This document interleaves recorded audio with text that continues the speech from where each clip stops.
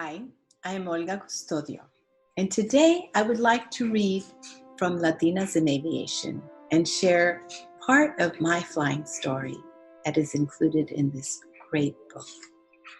I am a retired Lieutenant Colonel, U.S. Air Force, and American Airlines captain. And there's a fun fact here. My favorite aircraft is the T-38 that you can see behind me. I was the first Latina to fly it. Also, I appeared in a commercial. So I want to start my story with a pilot story. And every pilot story starts, so there I was. I say, as most pilots do as they start their flying stories. It was a warm West Texas day. The tower cleared me for takeoff. Taking the runway, I looked down final to make sure there wasn't an aircraft on approach, and proceeded to lower and lock the canopy. Lined up on center line, holding the brakes, I pushed the throttles to full power. Engine instruments checked. I released the brakes and started rolling down the runway. V1, check engine instruments. V2, rotate and lift off. Gear and flaps up, cross-check, and then bam! The windscreen grows dark. Everything I had experienced and learned about life and about myself brought me to this moment, and I was going to need all of it. Successful people usually start their journey with a dream, desire, or a goal, whether it was as early as elementary school or just yesterday. I always say it's never too late. If you had met me when I was younger, you would never guess I would have the experiences and achieve the goals that I have.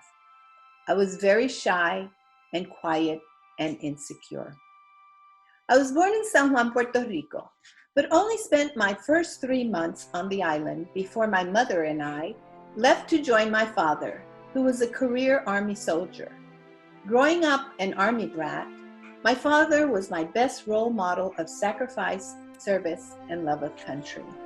He served 23 years in the U.S. Army, serving during World War II and the Korean War at a very young age.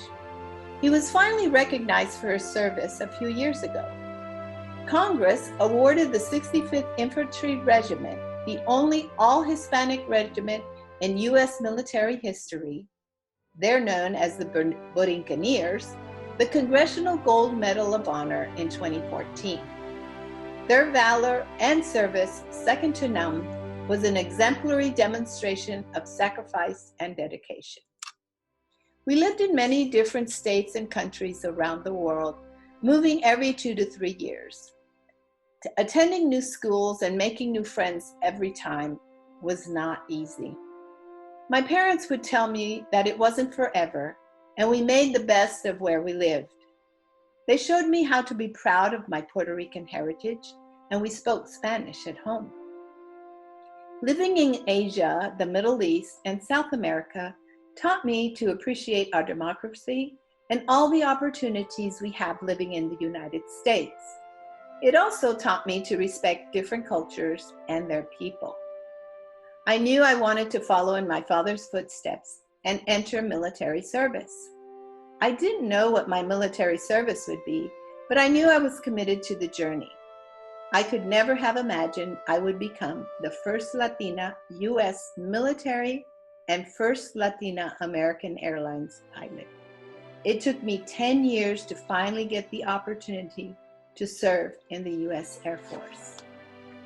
I turned 26 years of age, and I was already a wife and a mother with a promising Department of Defense job. The U.S. Air Force had finally opened the pilot career to women, and they were recruiting. I have felt comfortable in airplanes since I had flown to the U.S. at 3 months old and spent much time crisscrossing the world as I moved around with my parents. Now back to my flying story. Looking up on the windscreen, now covered with blood and feathers, I immediately went into emergency mode. The first steps in any flight emergency are to maintain aircraft control, analyze the situation, and take the appropriate action. In my T-37 aircraft, during the first flight of Air Force undergraduate pilot training, I was on a solo flight. My pilot skills, situational awareness, and mental altitude was being put to the test. This defining moment, in which I successfully handled the emergency and safely landed the aircraft, gave me the confidence to know that I had what it took to be a pilot.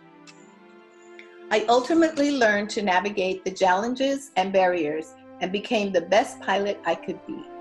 I graduated in the top 5% of my U.S. Air Force undergraduate pilot training class and was the only female as well. This distinction allowed me to get my fighter qualification to fly the T-38 aircraft, a supersonic ejection seat aircraft, as an instructor pilot, as you can see behind me. Navigating through the challenges and barriers in this male-dominated profession was not an easy task, but I knew I was in it for the long term. I believe women are equally capable as men in all fields, especially aviation. With the right amount of encouragement, support, representation, and funding, we can elevate numbers and make women be known and respected in the field still dominated by men. Becoming the first woman pilot in several U.S. Air Force flying positions, and the first Latina too, was not my purpose nor my motivation.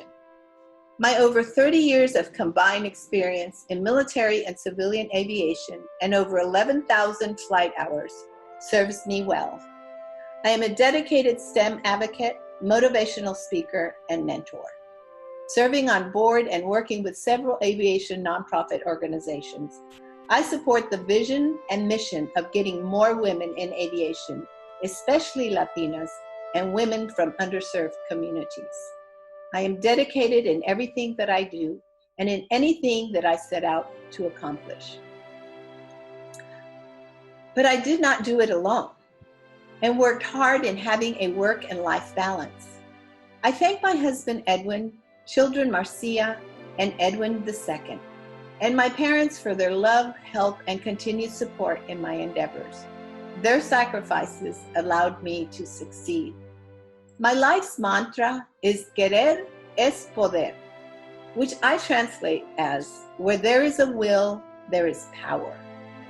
I challenge you to continue to define your dream and allow yourself to see your potential to fulfill your purpose.